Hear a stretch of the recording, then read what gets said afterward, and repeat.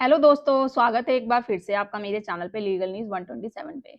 दोस्तों, जब भी आप पे पत्नी मेंटेनेंस का केस करती है, जैसे हमेशा मैं बोलती हूँ जब भी पति-पत्नी में विवाद होता है, झगड़ा, तो वो 498 डीवी का केस और ये मेंटेनेंस का केस ज़रूर करेगी। अब जब भी जैसे मेंटेनेंस केस कर दिया, इंटरिम मेंटेनेंस की हर महीने पैसे चाहिए। कोर्ट ने आप पे इंटरिम मेंटेनेंस लगा दिया, ऑर्डर कर दिया कि भाई आपको हर महीने पैसे देने हैं। अब कोई भी वजह के कारण पति समय पे मेंटेनेंस नहीं दे पाता। अब वजह बहुत सारी होती है। पहला वो ये हो सकता है कि वो देना ही नहीं चाहता। क्यों? क्योंकि उस पे झूठे केस लगा रखा है पत्नी ने, उसको फँसा रखा है, उसके घरवालों को फँसा रखा है। वो ये बोलता है मैं क्यों दूँ मेंटेनेंस? मैं दूँगा ही नहीं, देख लेते हैं कोर्ट क्या करेगी। दूसरा ये कि भई केस तो लगा दिए, चलो वो देने को भी रेडी है बट उसके पास पेमेंट नहीं है इतनी, उसकी कैपेसिटी नहीं है, वो कि कैसे दे? तो ऐसे करते-करते वो समय पे मेंटेनेंस नहीं दे पाता।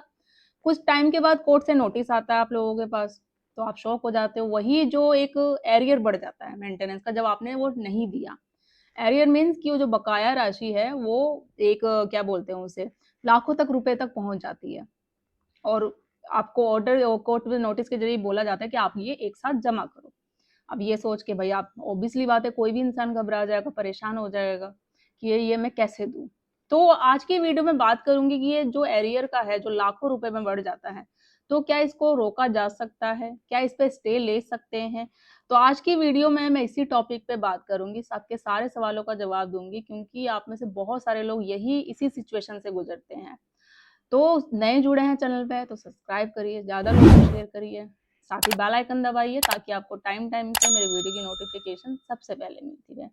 अब देखो दोस्तों, जैसे मैंने ये बोला कि ऐसी स्थिति में बहुत लोग घबरा जाते हैं, पैनिक हो जाते हैं, मेंटली डिप्रेशन में आ जाते हैं। उनको नहीं समझ में आता अब ये लाखों की रकम जो मैं हर महीने नहीं दे पा रहा था, वही इतना लाखों में आ गया तो मैं कहाँ से दूँ? क्या करें? तो ऐसी स्थिति में आपके पास क्या ऑप्शन है, क्या लीगल राइट्स है, कैसे आप स्टे ले सकते हैं या नहीं ले सकते, कौन-सी स्थिति में आपको कहाँ जाना पड़ेगा, तो सारा चीज़ है मैं जो इस वीडियो में आपको डिटेल्स में गाइड करूँगी। तो देखो सबसे पहले आपको समझना पड़ेगा कि मेंटेनेंस जो एरियर है वो होता क्या है? बहुत लोगों को नहीं पता होगा कि ये चीज़ होती क्या है क्योंकि उन पे केस तो चल जाता है। अब ये मेंटेनेंस एक वर्ड ऐसा होता है या एलिमनी अब तो आज की डेट में सभी अवेयर हो गए इसका मतलब एक सिंपल लैंग्वेज में बात करें तो पैसा। पत्नी चाहती है पैसा हर महीने और डिवोर्स के बाद एक एलिमनी जिसे अच्छी खासी रकम, मोटी रकम वो चाहती है। तो सबसे पहले ये समझ लेते हैं हम कि मेंटेनेंस एरियर क्या होता है। जब कोर्ट किसी व्यक्ति को आदेश देती है कि वह हर महीने एक निश्चित राशि मेंटेनेंस के रूप में देगा अपने पार्टनर को, वह राशि समय पर जमा नहीं होती, तो वह बकाया राशि है जो एरियर कहलाती है। उदाहरण के लिए एग्जाम्पल के तौर पे मान लेते हैं जब एक 10 रुपए सॉरी कोर्ट ने हर महीने 10,000 महीने मेंटेनेंस बांध दिया। आदेश दे दिया कि वह 12 महीने तक वह राशि जमा जो पति है नहीं जमा कर पाया 12 महीने तक। कोई भी रीज़न हो सकता है। तो अब मान के चल लो तो कुल हो गया 1,20,000 रुपए, उसका एरियर बन जाएगा। अब इसी तरह कई मामलों में यह राशि लाखों रुपए तक पहुँच जाती है, हो सकता है कि इससे ज़्यादा ही कहीं पहुँच जाए। तो इसको हम कहते हैं मेंटेनेंस एरियर। अब कोर्ट एरियर की रिकवरी कैसे करती है? अब मान लो आपने नहीं दिया, 1 साल हो गए, ये 1,20,000 रुपए हो गए। तो कोर्ट के पास क्या एक्शन होते हैं कि वो ये पैसा एक साथ वसूल कर सकती है।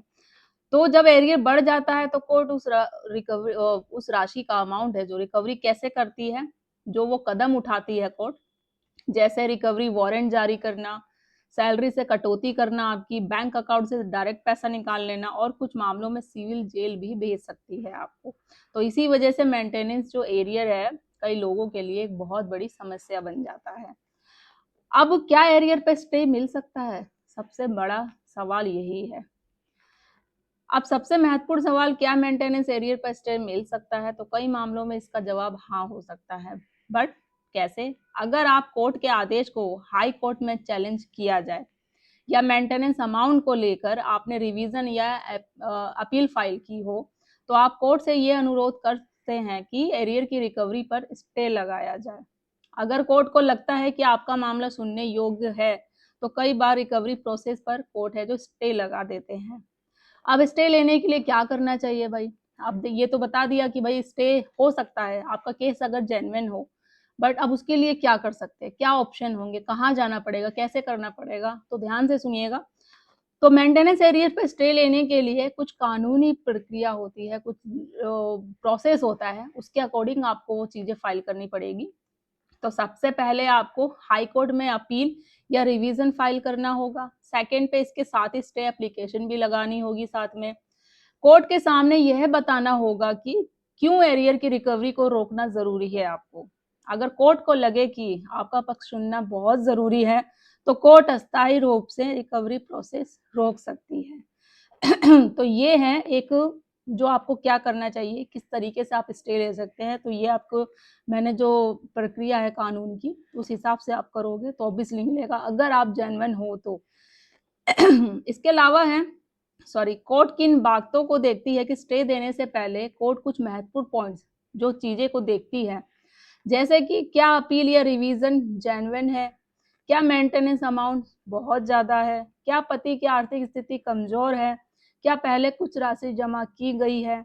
अगर कोर्ट को लगता है कि पूरा एरियर तुरंत देना संभव इसके लिए नहीं है, क्यों, क्योंकि ये आर्थिक रूप से कमजोर है, कुछ प्रॉब्लम है, आपने बता दिया कि मैं बीमार था, मेडिकल डॉक्यूमेंट जमा कर दिया, या मैं नहीं दे सकता, मेरी इतनी आर्थिक स्थिति नहीं है, मैं जॉब नहीं कर सकता। जॉब क्यों नहीं कर सकता, बेरोजगार क्यों हूँ, कोर्ट को लगेगा ये जेन्युइन है रीजन, तो कोर्ट कई बार है जो पार्शियल डिपॉजिट का भी आदेश दे देती है। इसका मतलब ये होता है कि आपको जो लाखों की रकम है कुछ इंस्टॉलमेंट के थ्रू आपको बोलेगी कि आप 1/1 या मंथली या इस हिसाब से एक बता देगी कि आप इस वे से पेमेंट करो।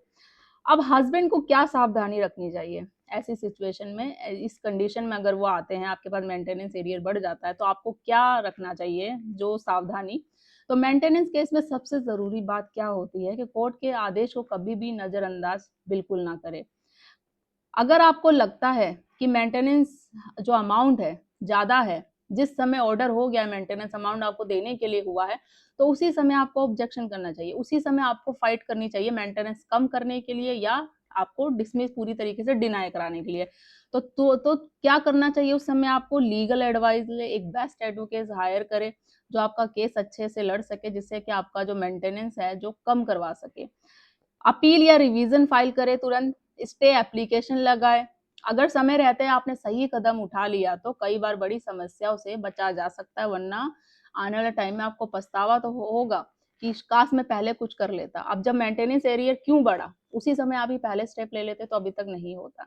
अब अभी भी हो सकता है ऐसा नहीं है, बट कौन से स्टेप पे कहाँ जाना पड़ेगा, हाई कोर्ट क्या अपील रिवीजन फाइल करनी है, वो सारा चीजें मैंने बता दिया है। तो दोस्तों मेंटेनेंस एरियर है जो एक गंभीर समस्या है, आमतौर से बहुत लोग ऐसी सिचुएशन से गुजरते हैं, तो इसे हल्के में बिल्कुल लाइटली वे में बिल्कुल आपको नहीं लेना चाहिए। लेकिन अगर आपके ऊपर लाखों रुपए का एरियर बन गया है तो अभी भी घबराने की जरूरत नहीं है, मेंटल डिप्रेशन टेंशन लेने की जरूरत नहीं है, ऑप्शन अभी भी पास है आपके। तो कानून में ऐसे प्रावधान है जो आपकी समस्या को हल कर सकते हैं, जहां आप हाई कोर्ट में जाकर स्टे की मांग कर सकते हैं, लेकिन इसके लिए सही कानूनी प्रक्रिया का प्रोसेस करना अपनाना बहुत ज़रूरी है। तो अपने एडवोकेट के साथ बैठिए, उनसे सलाह मशवरा करिए क्या हो सकता है, या अगर आपको मेरी हेल्प चाहिए तो आप कॉल पे भी बात कर सकते हैं अपॉइंटमेंट पूरी बुक करके, तो प्रॉपर लीगल गाइडेंस मिलेगी। तो आशा करती हूँ इस वीडियो में जो मैंने टॉपिक बताया जिस पे मैंने पूरी डिटेल्स में बात करी आपको समझ में आ गया होगा, या फिर कुछ पॉइंट्स रहते हैं मिस हो गए होंगे तो आप कमेंट में करके भी पूछ सकते हैं। तो ज़्यादा लोग करिए, चैनल को सब्सक्राइब करना बिल्कुल मत भूलिए। जल्दी मिलती हूँ मैं एक ऐसे इन्फॉर्मेटिव वीडियो के साथ, तब तक के लिए थैंक यू।